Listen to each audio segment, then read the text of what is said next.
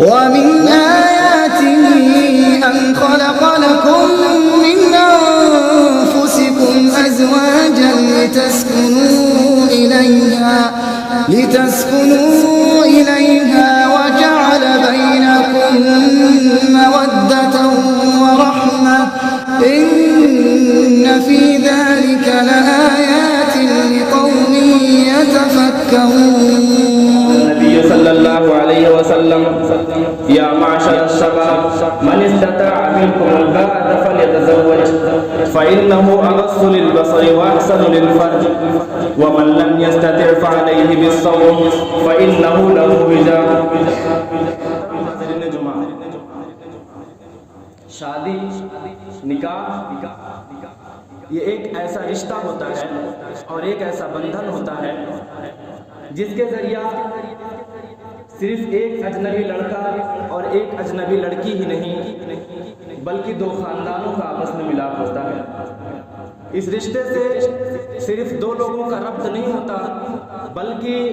ایک گھر کا دوسرے گھر سے اپنے گھر کی طرح لگاؤ ہو جاتا ہے. یہ دنیا کا بہت ہی عجیب اور غریب رشتہ ہے, ایک دم تعجب خیز رشتہ ہے کہ کچھ لمحوں پہلے کچھ پل پہلے جو ایک دوسرے کے لیے حرام تھے, ایک دوسرے سے بات کرنا, ایک دوسرے کو دیکھنا, ایک دوسرے کو گفتگو کرنا جو کچھ لمحے پہلے ان کے لیے ناجائز تھا, لیکن اس رشتے کے قائم ہو جانے کے بعد, آپس میں نکاح کے قائم ہو جانے کے بعد اللہ رب العالمین نے قدرتی طور پر فطرتی طور پر اس کے اندر وہ محبت اور اتنا مضبوط اس رشتے کو اللہ رب العالمین پیدا کر دیتا ہے کہ دونوں میاں اور بیوی آپس میں کچھ لمحوں کی جدائی بھی برداشت نہیں کر پاتے. اس لیے آپ لوگ نے مشاہدہ بھی کیا ہوگا, آپ سب کا تجربہ بھی ہوگا کہ جب یہ رشتہ قائم ہو جاتا ہے تو وہی میاں اور بیوی, وہی لڑکا اور لڑکی جس کا آپس میں ملنا بھی درست نہیں تھا, بات کرنا اور دیکھنا بھی جائز نہیں تھا, لیکن جب وہی شوہر کچھ پل کچھ لمحہ گزارنے کے بعد, نکاح کے بعد جب وہ کسی بھی کام سے اپنے گھر کو چھوڑ کر کے دوسری جگہ جاتا ہے تو وہی عورت, وہی لڑکی جو اس کے لیے حرام تھی, جو نکاح میں آنے کے بعد اس کے لیے آنسو بہانے لگتی ہے. جی ہاں, اگر اس رشتے کو اس الفاظ میں کہہ دیا جائے تو شاید غلط نہ ہوگا کہ نکاح کے رشتے کو قائم ہو جانے کے بعد دو جسم ایک جان بن جاتے ہیں, ایک دوسرے کے دکھ درد, اسی لیے ان کو شریک حیات کہا جاتا ہے. محترم حاضرین جمعہ, ہمارے اسلام نے اپنے ماننے والے کو ہر قدم پر رہنمائی کی ہے. اگر ہم رسول اللہ صلی اللہ علیہ وسلم کی زندگی کو دیکھیں, آپ کے صحابہ کی زندگی کو ہم دیکھیں, قرآن اور حدیث کا مطالعہ کریں اور ہم ان کو پڑھیں تو ہمیں یہ پتہ چلے گا کہ نکاح کی بہت آسان ہے. جسے ہم شادی کہتے ہیں اسلام میں ایک دم سادہ ہے, ایک دم سے یہ سادہ ہے. اس کو کرنے کے لیے کوئی فنکشن, کوئی ڈیکوریشن کرنے کی ضرورت نہیں پڑتی ہے, کوئی بڑی سے بڑی محفل لاکھوں 10 لاکھ روپے خرچہ کرنے کی ضرورت نہیں پڑتی ہے. یہ ایک آسان سا رشتہ ہے. اگر اس کو ہم اسلام کے سانچے میں, اسلام کے دائرے میں اگر ہم رہ کر کے چیک کرنا چاہیں تو یہ بہت آسان عمل ہے. اللہ کے رسول صلی اللہ علیہ وسلم نے ارشاد فرمایا نوجوانوں کی جماعت کو مخاطب کرتے ہوئے کہ یا معاشر الشباب من استطاع منکم الباءة فلیتزوج فإنه أغض للبصر وأحسن للفرج, کہ اے نوجوانوں کی جماعت, اے نوجوانوں کی جماعت, تم میں سے جس کو یہ طاقت ہو جائے, جس کو استطاعت ہو جائے شادی کرنے کی تو اسے چاہیے کہ وہ شادی کر لے, کیونکہ یہ نگاہوں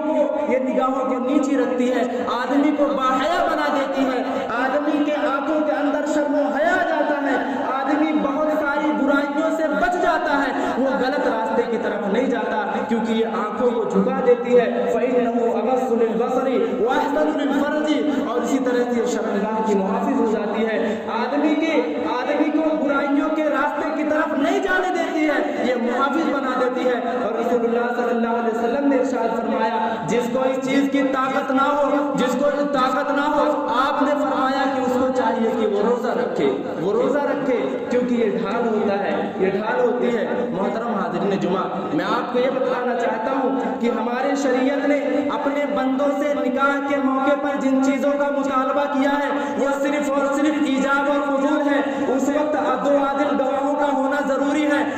ولی کا راضی ہونا ضروری ہے, اور اسی طرح سے لیکن اگر ہمارے معاشرے اپنے علاقے کا، اپنے شہر کا، خود اپنے آپ کا اگر ہم جائزہ لیں گے تو ہمیں یہ پتہ چلے گا آج ہمارے شادیوں کے اندر، ہمارے شادیوں کے مجلسوں کے اندر شریعت نے جن چیزوں کا مطالبہ کیا تھا ان کے علاوہ تقریباً ساری چیزیں موجود ہوتی ہیں۔ جی ہاں، آج ہمارے شادیوں کے اندر، ہمارے نکاح کے رسوم اور مجلسوں کے اندر جن خرافات اور منکرات نے جنم لے لیا ہے اس کو بیان کرتے ہوئے ہمیں اور آپ کو شرم محسوس ہوگی۔ میرے بزرگوں، حاضرین جمعہ، اس بات پر غور کرو، ہم تباہی کے کس دہانے کی طرف لے کر کے جا رہے ہیں۔ شریعت نے کتنا سادہ اور سمپل اصول آپ کو اور ہم کو عطا کیا ہے۔ آج جس گھر کے اندر 2 4 5 لڑکیاں موجود ہوتی ہیں، کبھی ان ماں باپ سے آپ پوچھ کر کے تو دیکھیے، کبھی ان ماں باپ سے سوال کر کے تو دیکھیے ان کے زمین پر، ان کے دل پر کیا گزرتی ہے۔ کیوں؟ لڑکیوں کا پیدا ہونا تو رحمت کا باعث ہے، لیکن ہم اور آپ نے، ہمارے اور آپ کے رسول نے آج انہیں زحمت بنا دیا ہے۔ جس ماں باپ کے گھر کے اندر بچے جنم لے لیتی ہیں، ان ماں باپ کے چہرے آج سیاہ ہو جاتے ہیں، وہ ماں باپ آج پریشان ہو جاتے ہیں۔ وجہ کیا ہے؟ ایسا نہیں کہ اپنے بچوں کی پرورش نہیں کر سکتے، ایسا نہیں ہے کہ اپنے بچوں کے کھانے اور پینے کا انتظام نہیں کر سکتے، انہیں فکر اس بات کی ہوتی ہے، ان درندوں کی طرف ان کی فکر ہوتی ہے کہ میں اپنی بچی کو جتنا لاڈ اور پیار سے ہم اس کی پرورش کر رہے ہیں، اس کو پڑھا کر رہے ہیں، اس کو ہم پڑھا لکھا رہے ہیں، اس کی ہم تربیت اچھی کر رہے ہیں، لیکن جہیز نہ ہونے کی صورت میں ہمارے بچی کا رشتہ اچھے گھر سے نہیں ہوگا۔ ماں باپ کو یہی چیز کھائی جاتی ہے، ماں باپ کو یہی چیز کھائی جاتی ہے۔ آج اپنے معاشرے کا، اپنے سوسائٹی کا، اپنے شہر اور اپنے قصبے کا آپ جائزہ لیجئے۔ محترم حاضرین جمعہ، کتنے قسم کے رسومات ادا کرنے پڑتے ہیں ایک شادی کرنے کے لیے۔ شادی کرنے سے پہلے مگنی کی رسم، مگنی اگر اسلام کی روشنی میں دیکھا جائے تو یہ غلط نہیں ہے۔ مگنی میں ہوتا کیا ہے؟ ایک لڑکی اور ایک لڑکے کا آپس میں رشتہ طے ہوتا ہے، 2 گھرانوں کا کہ ہاں اس کا اس سے شادی ہوگا۔ یہاں تک اگر بات رکھی جائے تو کوئی غلط نہیں ہے، لیکن آپ نے ان سب کا مشاہدہ کیا ہوگا کہ شادیوں سے زیادہ خرچہ تو اس مگنی میں ہی لوگ کر دیتے ہیں۔ لاکھوں، کئی لاکھ روپے 2 4 500 لوگوں کی دعوت کرتے ہیں، اتنی خرافات کرتے ہیں، باقاعدہ ہال کا بک کیا جاتا ہے، اس کو ایسے سجایا جاتا ہے کہ اللہ کی پناہ، اور جب نکاح ہوتا ہے میرے بزرگوں، میرے سامعین کرام، آپ اس بات کو سوچیں، آپ غور کریں، باقاعدہ اسٹیج لگایا جاتا ہے، دولہے کے لیے الگ، دلہن کے لیے الگ، لیکن مجھے خدا را اس بات کا خوف ہے، مجھے اس بات کا بہت خوف ہے کہ اگر ہم نے ان ساری چیزوں پر روک تھام نہیں لگایا، اگر ہم نے اسلام کے حدود میں رہ کر کے نکاح کے رسم کو ادا نہیں کیا، اگر ہم نے شریعت کے دامن کو نہیں پکڑا، تو مسلمانوں، اللہ کی قسم مجھے اس بات کا خوف ہے کہ وہ دن دور نہیں ہوگا جس طرح سے آج لڑکے اور لڑکی کے الگ سے اسٹیج لگائے جاتے ہیں، وہ دن قریب ہے کہ جب دونوں کا ایک ساتھ لگایا جائے گا اسٹیج، سارے لوگ اس کا مشاہدہ کریں گے، سارے لوگ اس کا مشاہدہ کریں گے، کیونکہ بدعت اور خرافات جو ہوتی ہے، آپ اس بات کو لکھ لیجئے، نوٹ کر لیجئے کہ منکرات جو ہوتے ہیں، بدعت اور خرافات جو ہوتے ہیں، وہ کبھی باز نہیں ہوتے، وہ ہر سال نئے بچے جنم دیتے ہیں۔ آج آپ ایک غلط راستے کی طرف ہیں، اس غلط راستے کے سہارے کل آپ دوسرے راستے پر جائیں گے، پرسوں تیسرے راستے پر جائیں گے، ہمارا اور آپ کا یہ وقت گزرتا جائے گا، اور ہمارا ایمان، اللہ کے رسول صلی اللہ علیہ وسلم نے ارشاد فرمایا ہے کہ جس نے شادی کر لیا، طبرانی کی روایت ہے کہ جس نے شادی کر لیا، من تزوج فقد استکمل نصف الایمان، جس نے شادی کر لیا، جس نے کسی لڑکی کو اپنی زوجیت میں لے لیا، جس نے نکاح کر لیا، آپ نے فرمایا کہ اس نے آدھا ایمان مکمل کر لیا۔ شادی کرنا، نکاح کرنا آدھا ایمان ہے میرے بزرگوں، آپ اس بات کو سوچو کہ آدھے ایمان کو مکمل کرنے کی خاطر ہم غلط راستہ اختیار کر رہے ہیں، ہم غلط راستہ اختیار کر رہے ہیں۔ ہمارے اور آپ کے گھر کے اندر اگر لڑکا ہے، نوجوان ہے، تو ہم زبانیں لٹکائے ہوتے ہیں کہ کس کے گھر پر ہمیں ڈاکہ ڈالنا ہے، کس کے گھر پر ہمیں دعویٰ بولنا ہے، کس کے گھر کے مال و دولت کو ہمیں لوٹنا ہے۔ خدا را آپ نے ان حرکات سے توبہ کریں، ورنہ بارگاہ خداوندی میں کس منہ کو لے کر کے آپ جائیں گے، کیسے آپ اللہ کی بارگاہ میں تو جائیں گے۔ اللہ رب العالمین نے تو ارشاد فرمایا، یا ایھا الذین آمنوا لا تأکلوا اموالکم بینکم باطل، اللہ رب العالمین نے ارشاد فرمایا کہ آپس میں ایک دوسرے کا مال باطل طریقے سے نہ کھاؤ، ایک دوسرے کا مال باطل طریقے سے نہ کھاؤ۔ جہیز کا اسلام میں کوئی تصور نہیں، جہیز کا اسلام میں کوئی تصور نہیں، اور جہیز لینے والے، جہیز کا مطالبہ کرنے والے، دل کے اندر اس بات کے حرص رکھنے والے اس بات کو نوٹ کر لیں، اس بات کو اپنے پلے باندھ لیں کہ جہیز یہ آگ ہے، اور کسی شاعر نے کیا خوب کہا ہے کہ جہیز آگ ہے، دنیا کو نگل سکتی ہے، جہیز آگ ہے، دنیا کو نگل سکتی ہے، جہیز سے سے نہیں تقدیر بدل سکتی ہے. اور جہیز تم مانگ رہے ہو آج شادی میں, کل تیری بیٹی بھی اسی آگ میں جل سکتی ہے. میرے سامعین, بزرگوں, میری ماں اور بہنوں, سب سے زیادہ مطالبہ عورتوں کا ہوتا ہے. شادی اور بیاہ کے اندر اگر کسی کو دعوت نہ دی جائے, کسی کو انوائٹ نہ کیا جائے, کسی کو بلایا نہ جائے, تو منہ بڑا سا کر لیتے ہیں کہ ہماری کوئی حیثیت نہیں, اس کے نگاہ میں میری کوئی قدر نہیں, میں نے اس کو دعوت دی تھا, اس نے مجھے دعوت پر نہیں بلایا. آئیے دور نبی کی طرف میں آپ کو لے کر کے چلتا ہوں. رسول اللہ صلی اللہ علیہ وسلم کے ایک جلیل القدر صحابی, کون صحابی جنہیں دنیا کے اندر رسول اللہ نے کہا کہ آپ جنتی ہیں, عشرہ مبشرہ میں سے ایک, نام ان کا عبد الرحمن بن عوف ہے. بہت مالدار آدمی تھے, ہجرت کر کے مدینہ گئے تھے اور بہت دولت اللہ رب العالمین نے دے رکھی تھی. سب سے بڑی فضیلت تو ان کی یہی ہے کہ دنیا کے اندر رسول اللہ صلی اللہ علیہ وسلم نے انہیں جنت کی بشارت دی ہے. شادی کر لیتے ہیں, مسجد کے اندر آتے ہیں, ان کے کپڑے پر زردی لگی ہوئی تھی کہیں. رسول اللہ صلی اللہ علیہ وسلم کا سوال ہوتا ہے کہ عبد الرحمن بن عوف, یہ کیا ہے, شادی کر لی تم نے؟ کہا ہاں یا رسول اللہ, کہا ہاں یا رسول اللہ. آپ صلی اللہ علیہ وسلم نے یہ نہیں کہا جہیز میں کیا مانگا, آپ نے کہا مہر کیا دیا تم نے؟ بتایا کہ کھجور کے ایک ڈلی کے برابر سونا دے رکھا ہے. آپ نے فرمایا کہ اولو ولو بشاطن, عبد الرحمن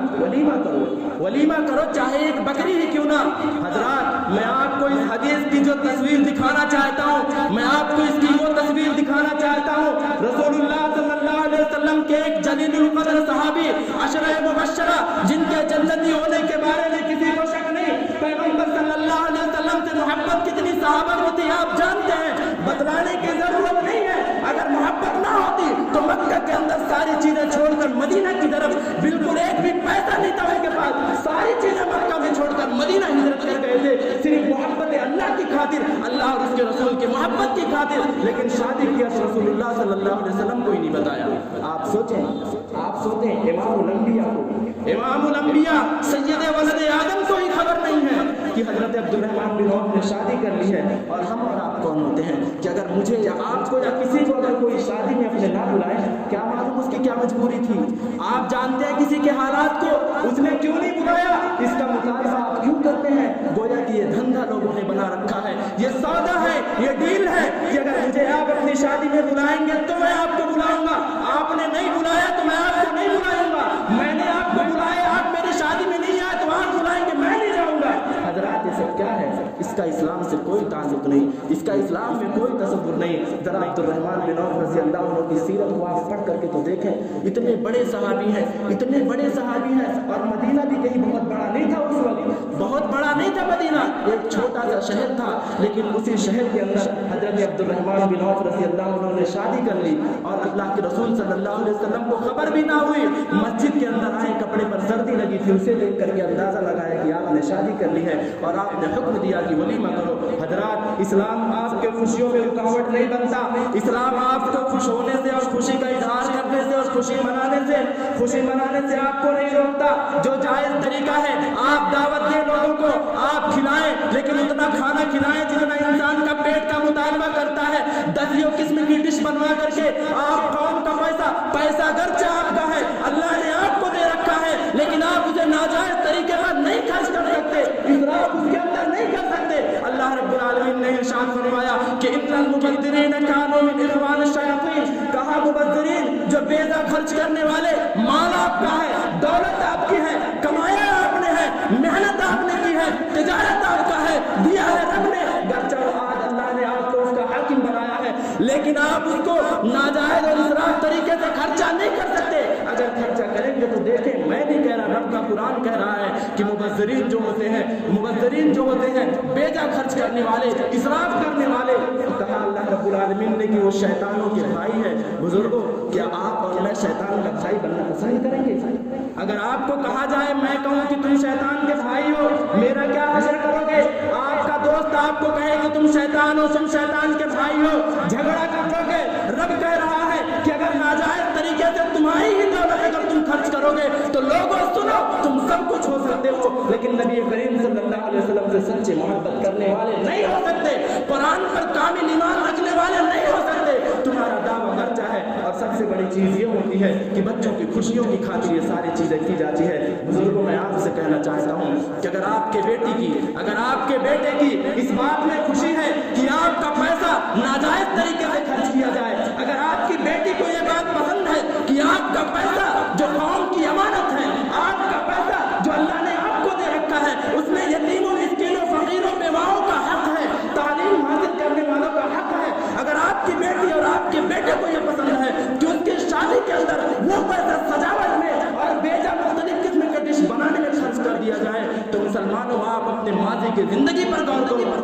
ان کی تربیت کیسے کی ہے، آپ نے ان کی تربیت کیسے کی ہے کہ قوم کا پیسہ جو اللہ نے آپ کو دے رکھا ہے، اللہ نے آپ کو مالدار بنایا ہے، اسے آپ جائز طریقے سے خرچ کر آپ کی بیٹی کو اور آپ کے بیٹے کی خوشی تو اس میں ہونی چاہیے تھی کہ وہ آپ سے خود مطالبہ کرے کہ جتنا پیسہ آپ ایک کی شادی میں اتنا زیادہ خرچ کر رہے ہیں، آپ اپنے محلے کے اندر، اپنے پڑوس کے اندر، اپنے ہی شہر کے اندر تلاش کریں، ایسی سینکڑوں لڑکیاں آپ کو مل جائیں گی جن کے گھر کے اندر جہیز نہ ہونے کی وجہ سے ان کے بال پک رہے ہیں، ان کی عمریں گزر رہی ہیں، وہ اللہ رب العالمین کی بارگاہ میں دعائیں کر رہی ہیں، وہ اللہ رب العالمین کی راہ میں گڑ گڑا رہی ہیں، انہیں حضرت بھری نگاہوں سے وہ دیکھ رہی ہیں کہ اللہ کا کوئی ایسا بندہ ہوگا جب بغیر جہیز کا مطالبہ کیے ہوئے ہماری لڑکیوں سے بھی شادی کر لے گا۔ آپ ان کو بھی ڈھونڈیں، ان کو تلاش کریں، اور وہی پیسہ جو آپ اپنی ایک بیٹی کے خرچ میں اتنا زیادہ خرچ کر رہے ہیں، آپ اس کے ساتھ دوسرے بچوں کی بھی شادی کر لیں۔ خوشی تو آپ کو اس میں ہونی چاہیے، آپ کے بیٹے اور آپ کے بیٹیوں کو خوشی تو اس میں ہونی چاہیے۔ رسول اللہ صلی اللہ علیہ وسلم نے ارشاد فرمایا، ایک اصول بتایا، کہا اذا خطبہ الیک، آپ صلی اللہ علیہ وسلم نے ارشاد فرمایا کہ جب تمہیں کوئی دعوت دے، نکاح کا پیغام دے، اور تم اس کے دین سے، اس کے ایمان سے، اس کے اخلاق سے راضی ہو، فزوجوہ الا، آپ نے فرمایا اس سے شادی کرو، اگر تم نے ایسا نہیں کیا تکن فی فتنۃ الارض علیہ، کہا زمین کے اندر، اس روئے زمین پر تم بہت زیادہ فساد مچاؤ گے، فساد اور فتنہ برپا پیدا ہوگا۔ آج میرے بزرگوں میں آپ سے اگر یہ کہوں گا تو یہ بات غلط نہیں ہوگا، آج کوئی لڑکا، کوئی لڑکی اگر وہ غریب ہے لیکن وہ دیندار ہے، وہ نمازوں کے پابند ہے، تقویٰ اور طہارت والے ہیں، ان کے ایمان اور اخلاق سے آپ کو کوئی شک نہیں، آپ کو کوئی شکوہ نہیں، لیکن آپ جب مطالبہ کرتے ہیں، اگر اس کی صورت ٹھیک نہیں ہے، اس کے گھر کے اندر دولت نہیں ہے، آپ اپنے بچوں اور اپنے بچیوں کی شادی ایسے گھرانوں کے ذرا کرنا نہیں پسند کرتے، آپ ایسا کرنا نہیں پسند کرتے۔ بزرگوں،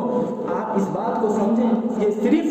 یہ صرف اس کو کمزور کرنا نہیں، بلکہ اس آدمی کو اپنے ایمان پر افسوس ہوگا، اس آدمی کو اپنے ایمان پر افسوس ہوگا۔ آپ اس کے ایمان کو کمزور کرنے کی کوشش کر رہے ہیں، کیونکہ آپ اس کے دین کے معاملے میں آپ کو کوئی شکایت نہیں، آپ کو اس کے دین کے معاملے میں کوئی شکایت نہیں، لیکن دولت نہ ہونے کی وجہ سے، ان ساری چیزوں کے نہ ہونے کی وجہ سے آپ اپنے لڑکی اور لڑکیوں کی شادی ایسے گھرانے میں کرنا پسند نہیں کرتے۔ محترم حاضرین کرام، مختلف قسم کے رسومات ہمارے اور آپ کے سماج کے اندر، ہلدی کی رسم، اسے تو میں جانتا بھی نہیں، یہاں آ کر کے میں نے سنا ہے کہ ہلدی کی رسم اور پتہ نہیں کس طریقے کی رسمیں ہمارے اور آپ کے سماج کے اندر رائج ہیں، مختلف قسم کے خرافات، مسلمانوں یہ منکرات ہیں۔ خدا را اگر آپ چاہتے ہو کہ اللہ رب العالمین آپ کے رشتوں کے اندر برکت دے، اگر آپ چاہتے ہیں کہ دنیا کے اندر آپ کو رب عزت دے، اگر آپ چاہتے ہیں کہ آج کی جو نکاح ہوتی ہے اس کے اندر رب برکت عطا فرمائے، نیک اور صالح اولاد آپ کو اللہ رب العالمین عطا فرمائے،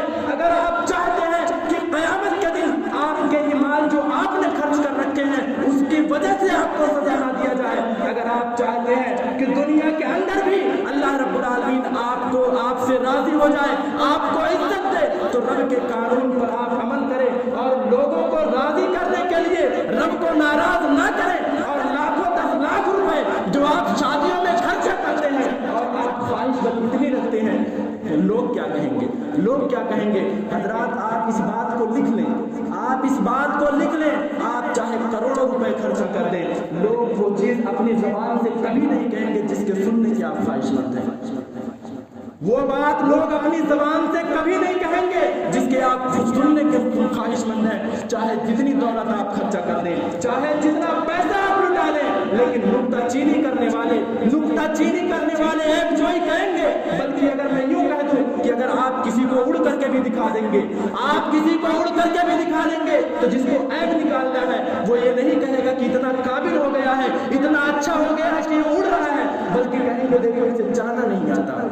اسے چلنا نہیں آتا۔ آپ کروڑوں روپے اپنے بچے اور بچیوں کی شادی میں خرچ کر دیں، ہلدی اور منگنی کے رسوم اور رواج میں ختم کر دیں، لیکن آپ اللہ کے نافرمان تو ہو سکتے ہیں، رب کے محبوب نہیں ہو سکتے۔ اور اسی طرح سے جو انگوٹھی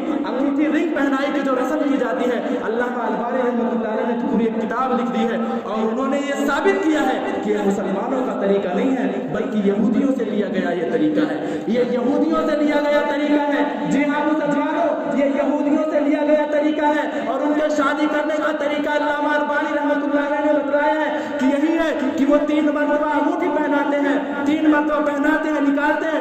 گرچہ آپ کی یہ نیت نہ ہو، آپ اپنے زبان سے یہ بات نہ کہتے ہو، لیکن میں آپ سے پوچھتا ہوں آخر اس انگلی کو رنگ فنگر کیوں کہا جاتا ہے؟ اسی انگلی کے اندر آپ انگوٹھی کیوں پہناتے ہیں؟ یہ انگلیوں سے لیا گیا یہ طریقہ ہے۔ خدا را ان سارے خرافات سے بچنے کی کوشش کریں، ورنہ بارگاہ خداوندی میں ہم کیا منہ دکھانے جائیں گے؟ اللہ رب العالمین جب ہم سے اور آپ سے سوال کرے گا ہمارے مال کے بارے میں، ہماری دولت کے بارے میں، آپ کی اولاد کے بارے میں، رب نے تو صاف صاف قرآن کے اندر ارشاد فرما دیا ہے کہ اے وہ لوگوں جو ایمان لائے ہو اپنے آپ کو اور اپنی اولاد کو جہنم کی آگ سے بچاؤ۔ کون سی آگ؟ رب العالمین نے فرمایا جس کے ایندھن انسان اور پتھر ہے۔ مسلمانوں میں آپ سے مطالبہ کرتا ہوں کہ ہم سلفی مسلک ہیں، ہمارا سنت، ہمارا منہج قرآن اور سنت والا ہے، ہم صحابہ کے عقیدے کو ماننے والے ہیں، اللہ اور اس کے رسول صلی اللہ علیہ وسلم کی محبت کا دم کرتے ہیں، نبی کائنات کی معمولی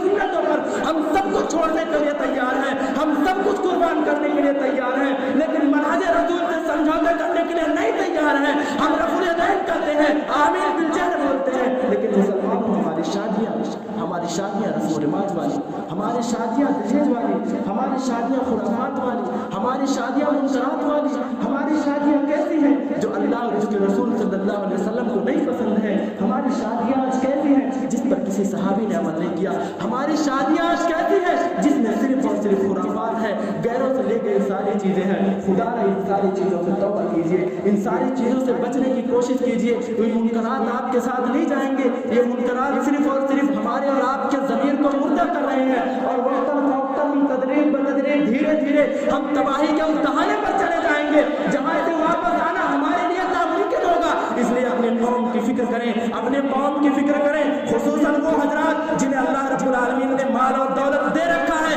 وہ سب سے پہلے ان ساری چیزوں سے بچیں۔ اور جو یہ شوشہ سماج کے اندر چھوڑا جاتا ہے کہ بچے کی خوشی کے لیے کر رہے ہیں، اگر کوئی نہیں مانگتا ہے اپنی طرف سے دے دیتے ہیں، یہی تو سب سے بڑا کنڈا ہے۔ میں آپ سے بتانا چاہتا ہوں اور پوچھنا چاہتا ہوں، آپ کو اللہ رب العالمین نے دولت دی ہے، آپ کروڑ پتی ہیں، آپ ارب پتی ہیں، آپ اپنی بچی کی شادی کر رہے ہیں، آپ نے لاکھوں اور کروڑوں روپے خرچ کر دیے، کوئی بات نہیں، لڑکے والے نے آپ سے مطالبہ نہیں کیا تھا، آپ نے اپنی بچی کے لیے کر دیا، چلیے کوئی مسئلہ نہیں، لیکن آپ سوچیں آپ کے گھر کے بغل کے اندر، آپ کے پڑوس کے اندر، آپ کے محلے کے اندر ایسا گھر بھی ہوگا جس کے ایک وقت کا کھانا ہوگا جس کے پاس، لیکن دوسرے وقت کا اس کا انتظام نہیں ہوگا۔ میں آپ سے پوچھتا ہوں کل جب اس کے بچے کی شادی ہوگی تو کیا اس کی خواہش نہیں ہوگی کہ کل بھی اس کی شادی ہوئی ہے، اس نے اتنا پیسہ خرچہ کیا ہے، میں اپنے بچے کی اچھے سے شادی تک نہیں کر سکتا؟ وہ باپ اپنا کون سا چہرہ لے کر کے اپنے بیٹی کے سامنے کھڑا ہوگا؟ وہ باپ اپنا کون سا چہرہ لے کر اپنے بیٹی کے سامنے کھڑا ہوگا؟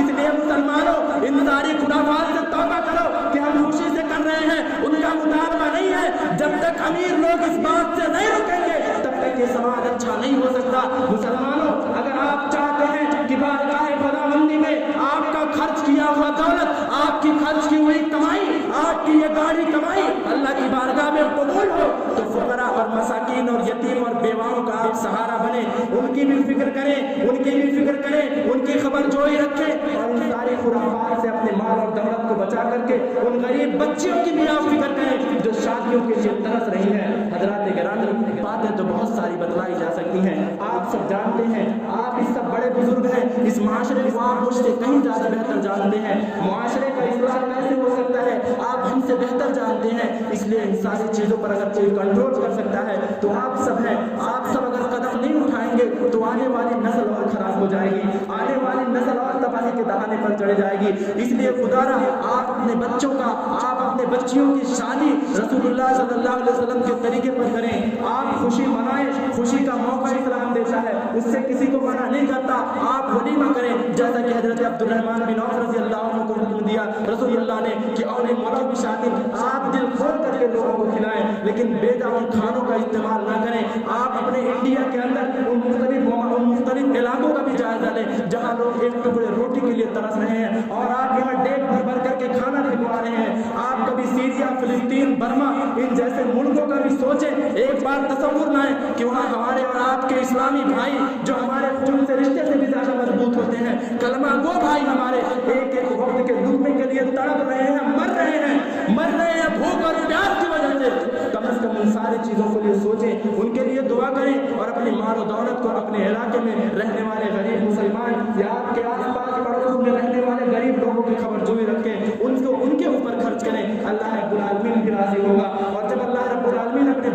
राजी हो जाएगा तो आप जानते हैं उसका नतीजा क्या होगा। खुद मोहब्बत करेगा, अल्लाह फरिश्ते मोहब्बत करेंगे, दुनिया के सारे अफराद आपसे मोहब्बत करेंगे। और आप इस बात को समझ लें कि दुनिया के अंदर आपका मकाम कितना भी बुलंद हो, दुनिया के अंदर आपकी इज्जत कितनी भी ज्यादा हो, आपने लोगों के लिए कितनी भी दौलत खर्च कर रखी हो, मरने के बाद हफ्तों नहीं लगता लोग भुला देते हैं, हफ्तों नहीं लगता लोग भुला देते हैं। इसलिए रब की नाराजगी, रब को नाराज करके लोगों की रजामंदी ना तलाश करें। लोग अगर नाराज होते हैं तो नाराज होने दीजिए, उनकी नाराजगी और रजामंदी हमारे कोई काम के नहीं। अल्लाह को राजी करने के लिए अगर लोग नाराज हो रहे हैं तो होने दे। अल्लाह रब्बुल आलमीन उनको इस बात का एहसास उनके दिल के अंदर जरूर पैदा करेगा और उनके दिल के अंदर भी आपकी मोहब्बत को डाल देगा। लिहाजा बस पैगाम मेरा यही था कि सारे रसूख और रिवाज जो मुनकरात हैं, जिनका इस्लाम में तसव्वुर नहीं है, उनसे तौबा करें, खुद भी बचें।